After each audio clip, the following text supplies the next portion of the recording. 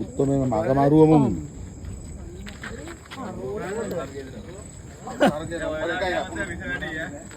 ලෝකාල ලෝක යාදියේ ඔය කරෝලේ මග මාරුව එකපාර කාපෙටි ඔක්කොම ඉවරයි නෑ මුං අවුල නැත්නම් අතේ තියන් අරබර බලයක දාලා මේ ඔය කුඩ කටුව නෙමෙයි ඔය කරෝලේ රදන කිය නිර්විෂ ඔව් මද විස රදන කිය අලු රදන කිය කියන්නේ ඔකට ඈ අලු රදන කිය